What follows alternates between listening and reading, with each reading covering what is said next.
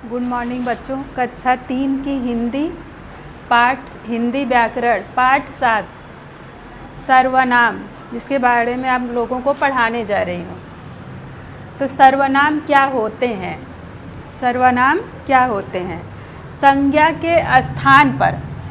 के स्थान पर प्रयुक्त होने वाले शब्द सर्वनाम शब्द कहलाते हैं।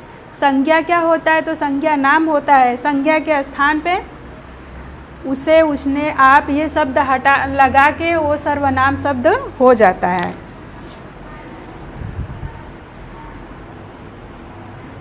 सर्वनाम सर्वधन नाम अर्थात सभी नामों संज्ञाओं के स्थान पर प्रयुक्त होने वाले शब्द सर्वनाम कहलाते हैं। जैसे मनु एक छोटा बालक है। मनु क्या है? एक छोटा बालक है।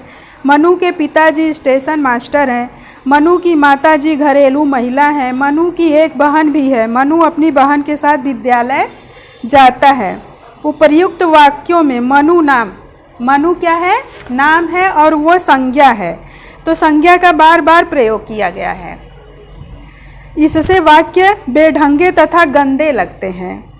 अब इन्हीं वाक्यों को इस प्रकार पढ़िए, मतलब दोबारा देखिए, उन्हीं वाक्यों को फिर से देखिए सर्वनाम का प्रयोग करने के बाद कैसे हो जाता है। मनु एक छोटा बालक है। मनु एक छोटा बालक है। उसके पिताजी स्टेशन मास्टर हैं, तो उसके क्या हो गया? सर्वनाम शब्द का प्रयोग हो गया। उसकी माताजी घरेलू महिला है। उसकी एक बहन भी है। उसकी और वह अपनी बहन के साथ विद्यालय जाता है। ये शब्द क्या हो गया? सब सर्वनाम शब्द लगाने से इसका भाव जो है बढ़ जाता है। वह अपनी बहन के घर विद्यालय जाता है। यहाँ उसकी तथा वह शब्द सर्वनाम है। सर्वनाम के प्रयोग से भाषा सुंदर और प्रभावशाली और सरल बन जाती है। सर्वनाम का प्रयोग करने से भाषा सुंदर और प्रभावशाली और सरल बन जाती है। सर्वनाम कई प्रकार के होते हैं। सर्वनाम के भेद, तो सर्वनाम कई प्रकार के होते हैं। पहला है पुरुषवाचक सर्वनाम। पहला क्या है? पुरुषवाचक सर्वनाम। भाषा का प्रत्येक वाक्य या तो किसी के द्वारा कहा जाता है या किसी के द्वारा सुना जाता है, अर्थात किसी अन्य के विषय में कहा जाता है। इस प्रकार किसी वाक्य को कहने वाले वक्ता, जो कोई वाक्य कहता है उसे क्या कहते हैं? वक्ता। सुनने वाला श्रोता होता है, या जिसके विषय में वाक्य कहा गया है अन्य व्यक्ति को भाषा में पुरुष कहा जाता है। तो पुरुष के 3 भेद होते हैं। पुरुष के 3 भेद होते हैं। उत्तम पुरुष क्या हो गया? पहला उत्तम पुरुष। उत्तम पुरुष बात करने वाला, जो बात करता है, जो अपनी बातों को रखता है, वह वक्ता होता है। जैसे मैं, मेरा, हमारा, हमें, हम, हमसे, मुझे, मुझको आदि। जैसे यह मेरी किताब है, ये हमारा है, ये सब क्या हो गया? उत्तम पुरुष। और दूसरा है मध्यम पुरुष।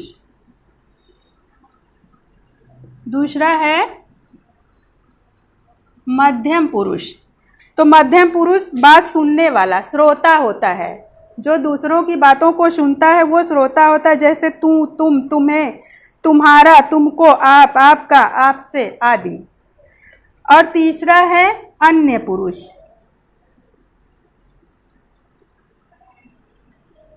तीसरा क्या है? अन्य पुरुष, जिसके विषय में बात की जाती है, जिसके बारे में हम लोग बात कर रहे हैं, बात की जाती है। जैसे वह, उसे, उसको, उससे, उन्हें, उन्होंने, इन्हें, इनका आदि। ये क्या है? अन्य पुरुष है। और पुरुष क्या होता है? पुरुष एक वचन पुरुषवाचक सर्वनाम, मतलब सर्वनाम का जो प्रयोग होता है पुरुषवाचक सर्वनाम एक वचन और बहुवचन में होता है। एक वचन के उत्तम पुरुष में होता है मैं, मेरा, मुझे, मुझको, मुझसे आदि। और वही बहुवचन में क्या हो जाएगा? मैं की जगह हम लग जाएगा, मेरा की जगह हमारा हो जाएगा, मुझे की जगह हमें हो जाएगा, मुझको की जगह हमको हो जाएगा, मुझसे की जगह हमसे हो जाएगा। बहुवचन में एक वचन है और बहुवचन। अब मध्यम पुरुष में क्या होगा? एक वचन में तू, तुम, तुम्हारा, तुम्हें, तुमसे, आदर्श सूचक अर्थ में आदि। तो मध्यम पुरुष में एक वचन में तू के जगह बहुवचन में क्या हो जाएगा? तुम हो जाएगा। तू के जगह बहुवचन में तुम हो जाएगा। तुम के जगह तुम्हारा, तुम्हारा तुम्हें, तुमसे तो आपका, और अर्थ में आपको। अन्य पुरुष में है एक वचन में वह, उस, उसका, उसे, उसको, यह, इसे, इसको आदि। तो एक वचन में वह है तो बहुवचन में क्या हो जाएगा? वे। जैसे किसी एक के लिए बोलोगे तब वह बोलोगे, और बहुवचन के लिए वे।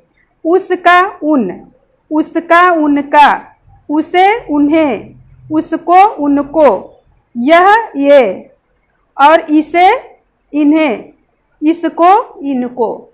ये इतना हो जाएगा आपका एक वचन और बहुवचन के लिए। अब भाषा के बताए ना कई सर्वनाम शब्द होते हैं, तो पहला तो हो गया पुरुषवाचक सर्वनाम। अब दूसरा क्या है? निश्चयवाचक सर्वनाम। दूसरा क्या है? निश्चयवाचक सर्वनाम। जैसे यह, ए, यही, वह, वे, वही आदि, ये निश्चयवाचक सर्वनाम है। तीसरा है अनिश्चयवाचक सर्वनाम। अनिश्चयवाचक, जैसे कोई, कुछ, किसी, कहीं आदि। चौथा है चौथा है संबंधवाचक सर्वनाम। चौथा क्या है? संबंधवाचक सर्वनाम। जैसे जो, सो, जिसने, उनको, जैसा, वैसा आदि, जिसे संबंध के बारे में पता चलता है। प्रश्नवाचक, जिसे प्रश्न पूछा जाता है, कौन, किसकी, क्या, किसे।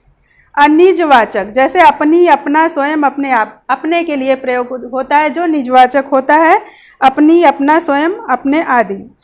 तो बच्चों आप लोग इसको अच्छे से पढ़ लीजिएगा। Thank you.